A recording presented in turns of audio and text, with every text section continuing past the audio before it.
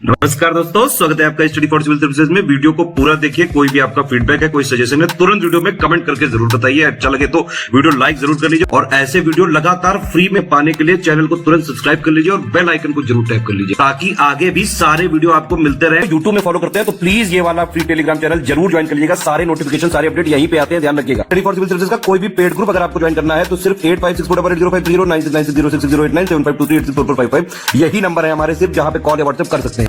Instagram पे हमारा page जरूर फॉलो कर लीजिएगा, studyforcivil.services है। ट्विटर पे हमको जरूर फॉलो कर लीजिएगा, @studyforcivils है। सारे क्वेश्चन अटेम्प्ट करिए और स्कोर अपना तुरंत कमेंट करके बताइए। दोस्तों नमस्कार, स्टडी फॉर सिविल सर्विसेज में आप सभी का स्वागत है। यहाँ पे हम यूपीपीएससी प्रीलिम्स एग्जामिनेशन 2024 का जो आगे पोस्टपोन हुआ है, जुलाई मंथ में मोस्ट प्रोबेबली जो है हो सकता है, उसके लिए हम पेड क्विज लगातार देख रहे हैं। इसको कंटिन्यू करेंगे और जितने भी वीडियोस हो चुके हैं अब तक, अगर आपने नहीं देखे हैं तो कोशिश करें उनको देखने की, या फिर हमारे साथ आप जुड़ सकते हैं हमारे पेड ग्रुप्स में, या फिर स्टडी मटेरियल के जो ग्रुप है सिर्फ, और पेड क्विज, टेस्ट सीरीज, ठीक है, डाउट क्लियरेंस वगैरह, इन सब की कॉन्टैक्ट डिटेल जिस पे एडमिशन की जानकारी मिलेगी डिस्क्रिप्शन बॉक्स में है, ठीक है। आप यहाँ पे जुड़ सकते हैं हमारे साथ और फ्री में भी अगर फॉलो कर रहे हैं तो इस सीरीज को देखते चलें। फर्स्ट क्वेश्चन है, हाल ही में भारत और जापान के तट रक्षक बल यानी कि जो कोस्ट गार्ड फोर्सेस हैं, इन्होंने एक संयुक्त अभ्यास है ना, जॉइंट एक्सरसाइज आयोजित किया जिसका नाम है सहयोग काइजिंग, है ना। तो लोकेशन पूछा गया है, तो ये जनवरी 2024 में हुई है इधर तमिलनाडु में। कहाँ पे? चेन्नई, ठीक। ध्यान रखेंगे कि ये एक्सरसाइज जो है सहयोग काइजिंग, ये कोस्ट गार्ड फोर्सेस जो हैं इनके मध्य हुई है, दोनों देशों के। ये एक इम्पॉर्टेंट क्वेश्चन है। हाल ही में किस राज्य में स्थित पेंच बाघ अभ्यारण्य ने भारत के पहले डार्क स्काई पार्क का खिताब अर्जित किया है? तो पेंच जो है हमारा कहाँ पे है? महाराष्ट्र में, ठीक है। पहले तो इस बात को यहाँ पे है ना टिक करेंगे। अब इसमें क्या है कि डार्क स्काई पार्क है ना, इससे क्या तात्पर्य है? तो बेसिकली क्या है कि पार्क की जो कह लीजिए एरियाज हैं वो प्रोटेक्टेड है किससे? लाइट पोल्यूशन से, ठीक है। तो ये हो गया। और ये पेंच जो है एशिया का 5th ऐसा ये है डार्क स्काई पार्क, इसको भी हो सके तो ध्यान रखेंगे। हाल ही में दक्षिण कोरियाई कंपनी सिमटेक, इन्होंने सेमीकंडक्टर्स को बनाने के लिए एक संयंत्र स्थापित करने के लिए MOU किया है। तो किस राज्य सरकार के साथ किया है ये बताना है। तो ये भी जनवरी में ही हुआ था, गुजरात में लगाएंगे। तो गुजरात की गवर्नमेंट के साथ ही MOU साइन हुआ है सिमटेक कंपनी का। किस पर्पस के लिए? सेमीकंडक्टर को जो है बनाया जाएगा यहाँ पे। ऑप्शन डी करेक्ट है, ठीक है। इसमें देखिए कौन सा युग्म सुमेलित है ये बताना है, ठीक है।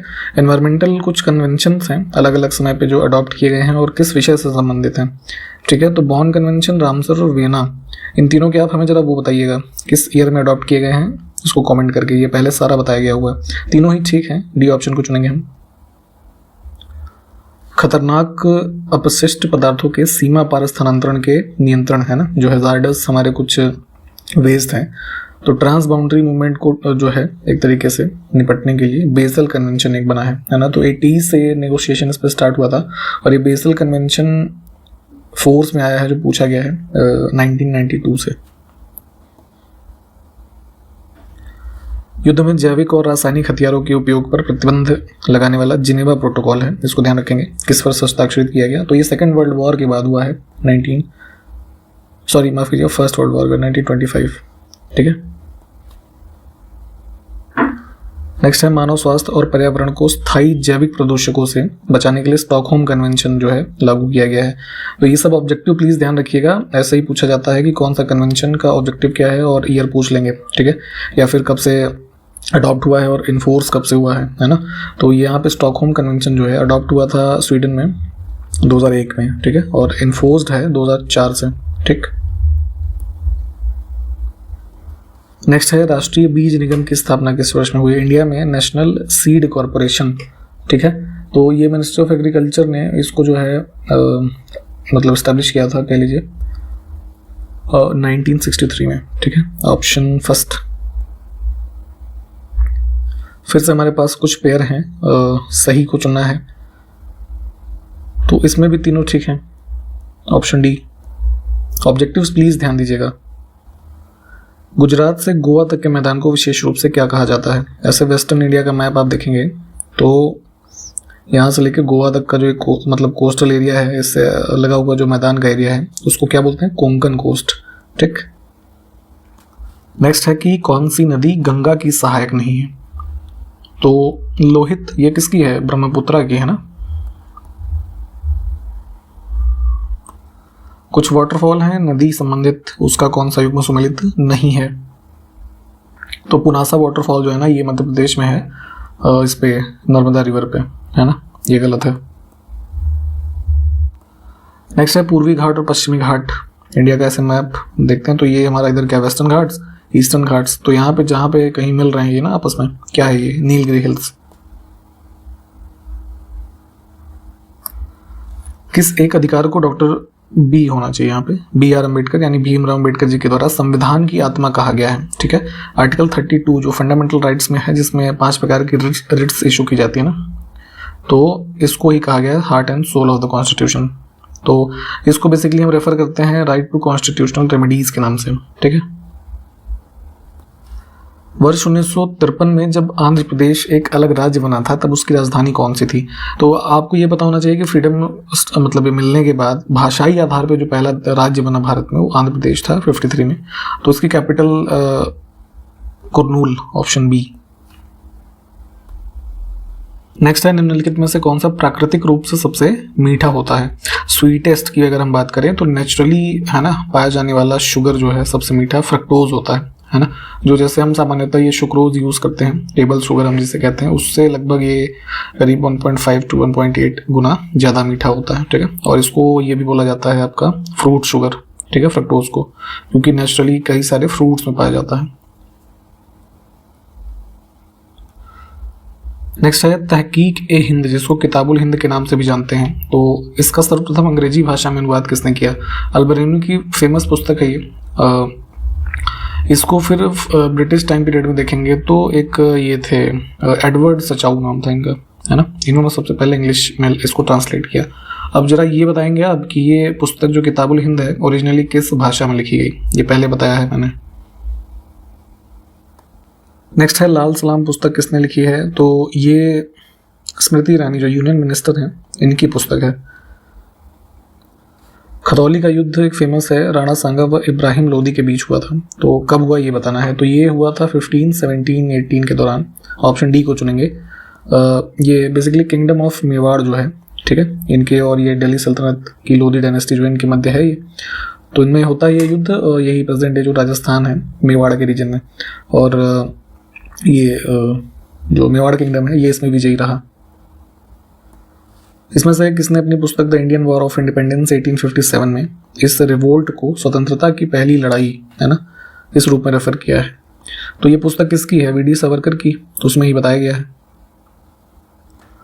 नेक्स्ट है कुव्वतुल इस्लाम मस्जिद, जो कि इस्लामी पद्धति में बनी भारत की सबसे पहली मस्जिद है।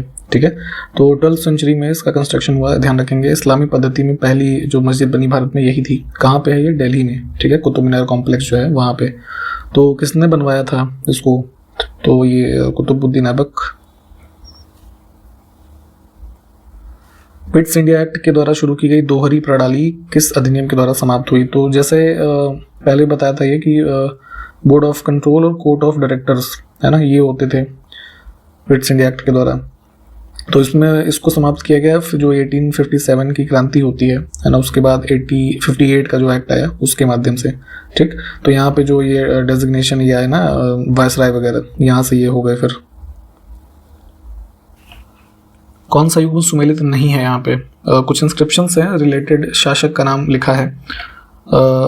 पहला ही गलत है, ए होल इंस्क्रिप्शन अशोक से नहीं है, ये संबंधित है किससे? पुलकेशिन द्वितीय से।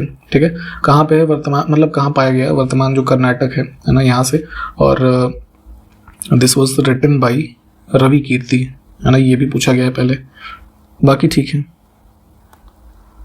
इसमें से शकारी के नाम से कौन जाना जाता था या जो जाना जाता है, ये कह लीजिए चंद्रगुप्त विक्रमादित्य, ऑप्शन सी। अगला है विक्रमशिला नामक प्राचीन विश्वविद्यालय की स्थापना बंगाल के किस शासक ने की थी? तो वही जो है 9वीं सेंचुरी कह लीजिए, पाल रूलर थे ये जो है धर्मपाल। ठीक है, इनके द्वारा इसकी स्थापना की गई। कुछ हमारे पास स्टेटमेंट हैं, गलत को चुनना है। इसमें कुछ पुस्तकें हैं, लेखक का नाम भोज प्रबंध जो है ना, ये रचना है इनकी बल्लाल देवकर के थे, है ना। तो ये गलत है, अन्य विकल्प ठीक है। भारत के संविधान का निर्माण विश्व के विभिन्न संविधानों को छानने के बाद किया गया है, ठीक है। तो जाहिर सी बात है, कई सारे हमने प्रोविजंस अडॉप्ट किए हैं, ठीक, और कई सारे संविधानों का अध्ययन किया गया और उसके बाद ही हमारे संविधान को बनाया गया कॉन्स्टिट्यूएंट असेंबली के द्वारा, ठीक है, स्पेशली जो ड्राफ्टिंग कमेटी थी। तो ये स्टेटमेंट उसी रेफरेंस में किसका है? भीमराव अम्बेडकर जी का, ठीक। हाल ही में विश्व जोखिम रिपोर्ट, है ना, ग्लोबल रिस्क रिपोर्ट, तो ये बेसिकली जो है ये कह लीजिए अगले डिकेड में जो कुछ इमर्जिंग एनवायरमेंटल रिस्क हैं, तो उसके रेफरेंस में ये रिपोर्ट है। रिलीज किया है इसको वर्ल्ड इकोनॉमिक फोरम ने। अगला है स्वच्छ सर्वेक्षण पुरस्कार 2023 में किस शहर को सर्वश्रेष्ठ सफाई मित्र सुरक्षित पुरस्कार दिया गया है? तो ये जो है अवार्ड्स पढ़िएगा, रिसेंटली अभी दिए गए थे जनवरी में। इसमें ये कैटेगरी का अवार्ड जो है चंडीगढ़ यूटी जो है इसको मिला है। हाल ही में किस संस्था को वर्ष 2023 के लिए उत्कृष्ट उपलब्धि इस श्रेणी में Indian of the year award प्रदान किया गया है? तो स्पेस एक्सप्लोरेशन के क्षेत्र में उत्कृष्ट कार्य करने के लिए ये कैटेगरी में अवार्ड मिला है, ये इसरो को, ठीक, इंडियन ऑफ द ईयर। हाल ही में अनुभव पुरस्कार योजना 2024 किसके द्वारा अधिसूचित किया गया है? तो पेंशन विभाग जो है ना भारत सरकार का, इन्होंने नोटिफाई किया है इस अवार्ड्स को, और इसमें बेसिकली एक तरीके से इनकरेज किया जा रहा है जो रिटायर्ड सेंट्रल गवर्नमेंट एम्प्लॉयज़ हैं, ठीक है, उनको अपने एक्सपीरियंसेस, सजेशंस वगैरह जो हैं, ठीक, तो उसके लिए यहाँ पे अवार्ड स्कीम एक तरीके से अनाउंस की गई है। 12 जनवरी 2024 को पर्यावरण मंत्रालय जो है इनके द्वारा decoding the green transition for India, ये थीम है किसका? जलवायु सम्मेलन 2024 का, ठीक। तो ध्यान रखेंगे, एनवायरनमेंट मिनिस्ट्री ने ऑर्गेनाइज किया है जलवायु सम्मेलन 2024, कहाँ पर? महाराष्ट्र में, मुंबई। नेक्स्ट है DPIIT के द्वारा स्टार्टअप इंडिया इनोवेशन वीक 2024 आयोजित हुआ था अभी हाल ही में। तो ये था 10 से 18 जनवरी के बीच। और DPIIT क्या है? Department for promotion of industry and industrial trade, है ना।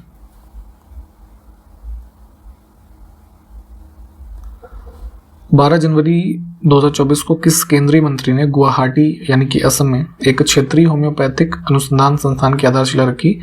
तो ये हमारे जो मिनिस्टर ऑफ आयुष है ना, आयुष मंत्रालय जो है, उसके सर्बानंद सोनोवाल, इन्होंने जो है इसको इनॉग्रेट किया था, मतलब फाउंडेशन स्टोन जो है इसको किया गया इनके द्वारा।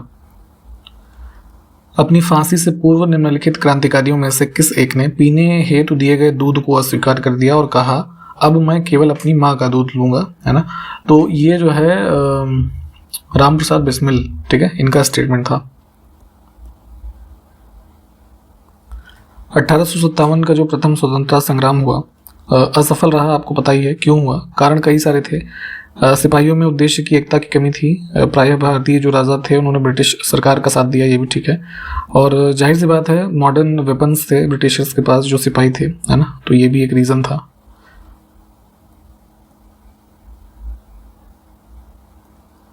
1857 के विद्रोह में इसमें से कौन संबद्ध नहीं था? पहले भी हमने बताया है कि अलग अलग जगहों से लोग लीड कर रहे थे, जैसे फेमस है काफ़ी ये रानी लक्ष्मीबाई जैसे झांसी में, ठीक है, बेगम हजरत महल इधर अवध के रीजन में, ठीक है। तो ऐसा ही इसमें से कौन संबद्ध नहीं था? तो उधम सिंह का नाम यहाँ पे जो है ये इनसे इस मतलब 1857 से संबंधित नहीं है।